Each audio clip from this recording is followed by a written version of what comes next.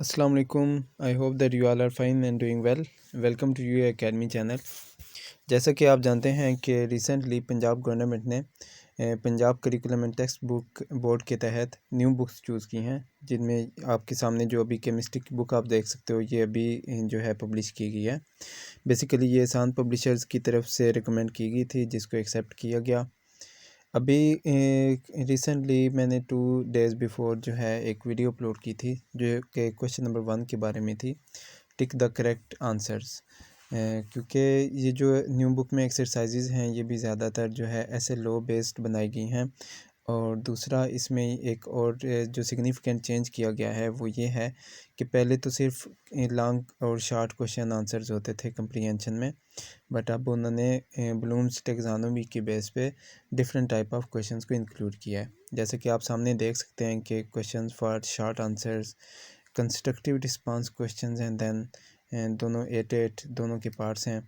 और इसके अलावा थर्ड आप जैसा कि देख सकते हैं कि इसमें जो है डिस्क्रिप्टिव क्वेश्चंस आ रहे हैं, जो कि हमने थोड़ा सा ज़्यादा एक्सप्लेन करने होते हैं, लेंथी क्वेश्चंस में आ जाते हैं लॉन्ग क्वेश्चंस।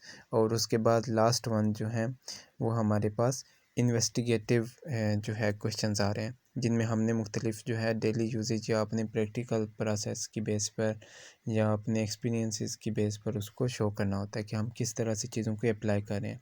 बेसिकली ये 4 उन्होंने यूज़ की हुई हैं। रिमेम्बरेंस वाला कंसेप्ट भी है, एप्लीकेशन वाला भी है। इसके अलावा जो है ये हमारे पास टेक्नोलॉजी और स्टेम बेस्ड है। आज की वीडियो में हम क्वेश्चन आंसर को डिस्कस कर रहे हैं। First question is why is there a need to divide chemistry into many branches, give 3 reasons. So chemistry is divided into branches 2। अब यहाँ पे हम डिफरेंट जो है इसके रीजंस देख सकते हैं। सबसे फर्स्ट पे तो ये है कि हम इतने कम्प्लेक्स सब्जेक्ट होता है और एक मतलब कि बड़ी फील्ड होती है, तो उसको हम डिफरेंट फील्ड्स में डिवाइड कर लेते हैं। फिर सेकंड इसमें ये आता है कि हम अपने स्पेसिफिक एरियाज़ को फोकस कर सकते हैं, जैसे इंडस्ट्रीज़ होगी, medicine and environmental issues etcetera. इसमें मतलब कि हम जिस एरिया को चूज़ करना चाहते हैं उसकी बेस पर स्टडी कर लेते हैं। थर्ड रीज़न इज़ कि हम डिफरेंट जो कंसेप्ट्स हैं उनको अच्छे तरीके से अंडरस्टैंड करने के लिए इसको हम डिवाइड करते हैं।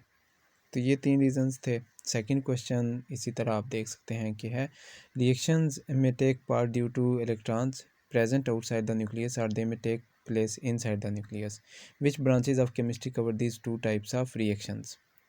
सो इसके अंदर अब हमारे पास 2 तरह की रिएक्शंस हैं। एक आउटसाइड हो रहे हैं, जो कि हम केमिकल रिएक्शंस के साथ डील करते हैं, और ये हम तकरीबन सब ब्रांचेस में तो हम इसको कंसिडर कर लेते हैं कि जनरल केमिस्ट्री में आ रहा है। इसके अंदर बॉन्डिंग आ जाती है, ionization energies, electron transfer processes आ जाते हैं, बॉन्डिंग की टाइप्स आ जाती हैं।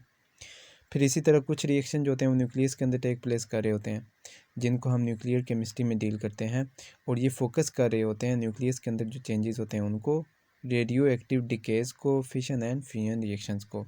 आगे हम बुक के अंदर इंशाल्लाह ताला इसको अच्छे से एक्सप्लेन भी करेंगे और रीड करेंगे। थर्ड क्वेश्चन आप देख सकते हैं कि है what type of problems are solved in the analytical chemistry. Analytical chemistry में हम बेसिकली 2 टाइप के एनालिसिस के साथ डील कर रहे होते हैं। एक क्वालिटेटिव एनालिसिस और सेकंड हमारे पास आ रहा होता है क्वांटिटेटिव एनालिसिस। अब एनालिटिकल केमिस्ट्री के अंदर हम किन प्रॉब्लम्स को सॉल्व कर सकते हैं, डिफरेंट टाइप के प्रॉब्लम्स होते हैं। जैसे कि हम फॉर एग्जांपल हमारे पास कोई चीज़ है तो उसके कंपोनेंट्स को आइडेंटिफाई कर सकते हैं, हम उसके कंपोनेंट्स की अमाउंट को मेजर अप कर सकते हैं, या फिर हम किसी भी चीज़ की प्योरिटी का टेस्ट कर सकते हैं। जैसे होता है ना कि पेट्रोल पंप पे आ गए, उन्होंने पेट्रोल चेक किया। Question number 4 is both graphite and graphene as hexagonal layered structures. Hexagonal का मतलब ये है कि कोई ऐसी शेप जिसकी 6 शेप्स हों या फिर 6 एंगल्स हों। तो ग्रेफाइट और ग्राफीन दोनों के दोनों हेक्सागोनल होते हैं। तो यहाँ पे क्वेश्चन ये फिर बनता है कि इन दोनों के दरमियान फिर डिफरेंस क्या। डिफरेंस इनमें बेसिकली सिर्फ बेसिक डिफरेंस तो एक ही होता है, मतलब कि लेयर्स का डिफरेंस आ रहा है बेसिकली। ग्रेफाइट जो होता है उसके अंदर बहुत सारी लेयर्स होती हैं कार्बन की, और इसीलिए ये स्लिपरी भी होता है। तो हम लुब्रिकेंट्स के अंदर और इलेक्ट्रोड्स वगैरह के अंदर इसको यूज़ करते हैं। जबकि ग्राफीन जो होता है ये सिंगल लेयर्ड होता है, एक ही कार्बन की लेयर होती है चिप्स वगैरह के अंदर, और इस तरह हम जहाँ पर हम माइक्रो लेवल पे डील कर रहे होते हैं वहाँ पर हम इसको यूज़ करते हैं। तो बेसिक डिफरेंस आपने नोट कर लेना है कि ग्रेफाइट के अंदर बहुत सारी लेयर्स आ रही हैं, जबकि ग्राफीन के अंदर एक सिंगल लेयर के साथ हम डील कर रहे होते हैं, फ्लैट लेयर होती है। ग्राफीन को हम यूज़ करते हैं इलेक्ट्रॉनिक्स के अंदर, हो गए कंपोजिट मटेरियल्स के अंदर, तो हम माइक्रो लेवल पे भी इसको अच्छा खासा यूज़ कर रहे होते हैं और ये बड़ा इस पे आजकल काम हो रहा है। अब जो हमारे पास नेक्स्ट क्वेश्चन है वो है why are super critical fluids important. हमने इस बुक के अंदर एक नया कंसेप्ट इस लेवल पे देखा कि इंटरमीडिएट जो स्टेट्स आनी है उनकी भी बात हो रही है, वरना पहले वही हमारा बहुत पुराना आउटडेटेड सिलेबस होता था।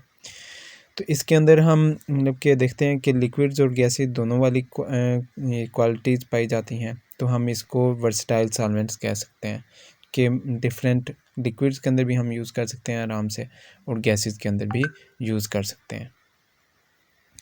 अब सेकंड जो इसका हमारे पास आप यहाँ पर एक बात नोट करने वाली है वो ये है कि ये इंटरमीडिएट फ़ेज़ आ रही है, ये कोई स्टेबल फ़ेज़ वैसे नेचुरली नहीं होती।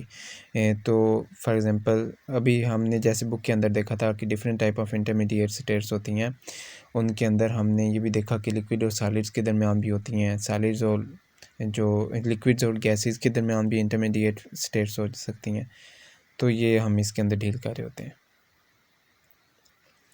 The second point is they are used in different processes like in extraction and dry cleaning। तो हम इन प्रोसेस के अंदर इसको यूज़ कर सकते हैं, बड़े इंपॉर्टेंट और डेली लाइफ में यूज़ होने वाले प्रोसेसेस होते हैं, तो ये इसलिए भी अच्छी खासी अहमियत के हामिल होते हैं। Question number 6 is in which state does matter exist in the sun. कि सूरज के अंदर जो मैटर है वो लिक्विड में एग्जिस्ट कर रहा है, गैसेस में कर रहा है, ये सॉलिड्स में कर रहा है, तो प्लाज्मा स्टेट में एग्जिस्ट कर रहा होता है। क्यों? क्योंकि वहाँ पर आयनाइज्ड फॉर्म में होते हैं, इतना ज़्यादा टेम्परेचर होता है, फ्री इलेक्ट्रॉन्स आइंस की फॉर्म में सारा मटेरियल पाया जाता है, तो प्लाज्मा की स्टेट होती है, और चार्ज पार्टिकल्स होते हैं, और इन सब का रीज़न जो आ रहा होता है वो क्या होता है? High temperature. हाई टेम्परेचर की वजह से हर चीज़ जो है वो प्लाज्मा स्टेट में मौजूद होती है। Then question number 7 is what is the importance of graphene. Graphene क्यों इम्पॉर्टेंट है? अभी हमने ऊपर भी एक डिफरेंस वाले क्वेश्चन में भी देखा कि इसको हम किस किस चीज़ में यूज़ कर सकते हैं, तो यहाँ पे भी हम 2 रीज़न्स दे देंगे कि एक तो ये स्ट्रांग होती है, मतलब कि है तो ये सिंगल लेयर्ड ही, लेकिन ये स्ट्रांग है, लाइट वेट है एंड फ्लेक्सिबल है। अब ये ऐसी क्वालिटीज़ हैं जो कि इसको एक स्पेशल मटेरियल या फिर आप मेडिकल टाइप मटेरियल इसका कह सकते हैं कि हम इसको इतना ज़्यादा अब यूज़ कर रहे हैं और इस पे बहुत ज़्यादा रिसर्च का काम भी हो रहा है। ये एक्सीलेंट कंडक्टर होता है जी इलेक्ट्रिसिटी और हीट का। हमारी बुक में जो न्यू बुक आई है उसमें ये मिस्टेक है कि जब थ्योरी में लिखा गया तो लिखा गया कि ये अच्छा रेजिस्टेंस क्रिएट करता है या अच्छी रेजिस्टेंस दे रहा है, जो कि गलत है। ये एक्सीलेंट कंडक्टर होता है, इसीलिए हम इसको एडवांस्ड इलेक्ट्रॉनिक्स में यूज़ कर रहे होते हैं, सर्किट्स वगैरह में और इस तरह सारा कुछ। लास्ट क्वेश्चन हमारा है कि ज़्यादातर चीज़ें जो हैं वो किस मैटर से बिलोंग करती हैं, किस स्टेट से, तो वो सॉलिड स्टेट है। सॉलिड स्टेट की क्वालिटीज़ आपको पता होनी चाहिए, फिक्स शेप होती है, वॉल्यूम होता है, स्ट्रक्चर फिक्स्ड होता है, क्योंकि इसके अंदर एक टाइटली पैक्ड होते हैं पार्टिकल्स। तो ये सारी की सारी आपको पता होनी चाहिए कि सॉलिड की कौन कौन सी प्रॉपर्टीज़ होती हैं जो इसको बाकी स्टेट से डिस्टिंग्विश कर रही होती हैं। अब ये सब कुछ होने के मेन 2 रीज़न्स हैं।